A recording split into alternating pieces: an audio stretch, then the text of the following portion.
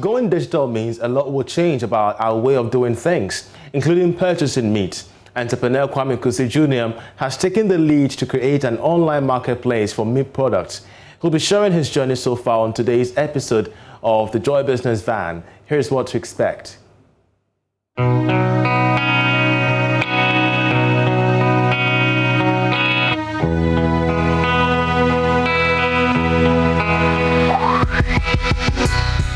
Over the past 15 years, Kwame Kusi Jr. has worked in the IT field, mostly with small businesses, offering systems to enhance the operations. He's had in his line of work the opportunity to interact with farmers, and his observations triggered an idea for business. One of the things that occurred to me while working with this group of people is that I discovered that there is a disparity between the work they do and the availability of a ready market for their produce. And so I discovered that I had the skills to be able to bring their products to the market and to give farmers in our rural communities a better life. And that is how MeatKing was born. Yep, MeatKing was born 3 years ago, a business that was supposed to be an additional source of income for Kwame. He started with processing and packaging of pork. Some of the greatest concerns when it comes to pork consumption lie or border on religion and then the notion that pigs are dirty animals. But research shows that pigs are not dirty animals. They are just heavily dependent on water, and as long as you cannot provide the water, then they go foraging for it. The skills particularly I had was to be able to take these pieces of information, communicate it to the public, and then also to bring the product in an environment where it is appealing to walk in and buy, and then also to present packaging that puts the meals or the food we're selling or the meat we're selling on a certain pedestal, make it competitive even as comparable to what is available on the international markets. That definitely would be the game changer in an already saturated market. So the very first place we invested money in was understanding the market, understanding what the farmers' challenges are, why are their products not ending up on the market. That was where to start from.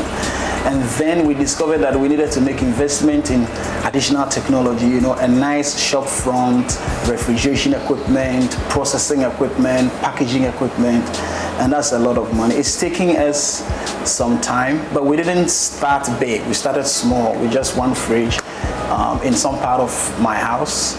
And the business picked up. We noticed that there is a demand for it. So with the profits we made and with a little investment we had from our other businesses, we were able to come up with what we currently have for our shop front. And not just the shop front, we're also in a line of technology. You're able to buy online from the MeatKing.com, which I think is one of the most revolutionary ways we're trying to sell meat.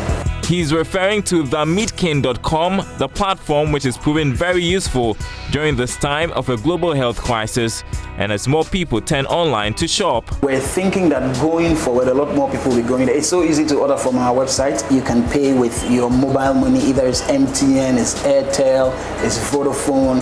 You can pay with your Ghana-issued Visa card, your MasterCard.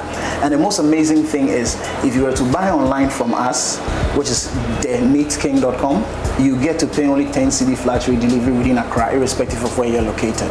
So these are ways we're trying to drive people online. And then also, in the wake of the COVID-19 outbreak and, policies on social distancing and all, we're encouraging more people to go online and buy. It's easier, it's more accessible, and it doesn't involve transportation.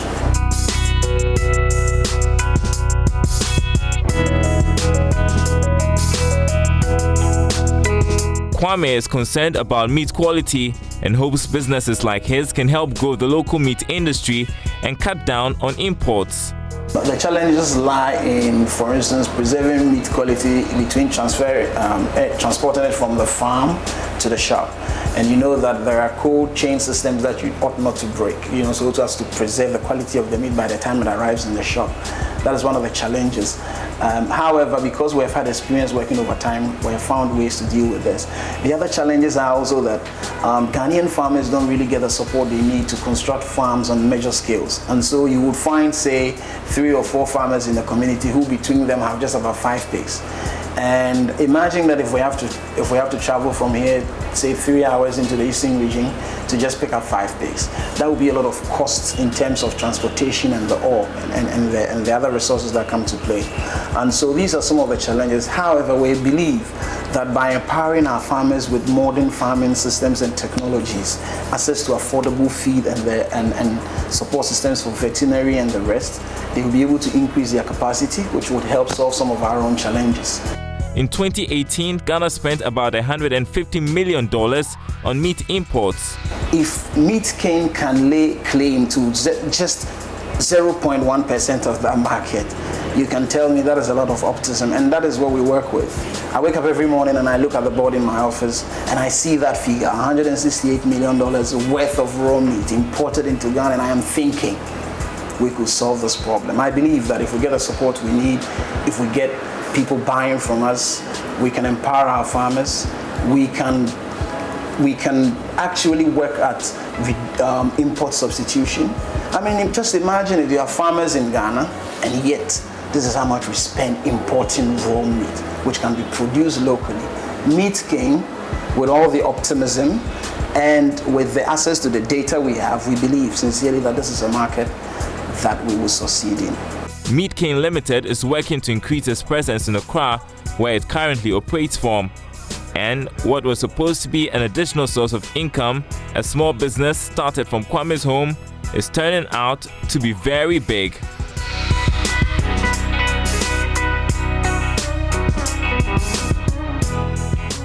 That's it for Business Live, but in our subsequent bulletins, we'll bring you the story about mine workers at Future Global Resources at Pristia in the Western region, demonstrating in demand of knowing who the actual owners of the mining firm is, since it was sold out by Gold Star Resources. I'll bring you that in our subsequent bulletins. My name is Charles Ayete. Many thanks for watching. Enjoy the rest of our programs.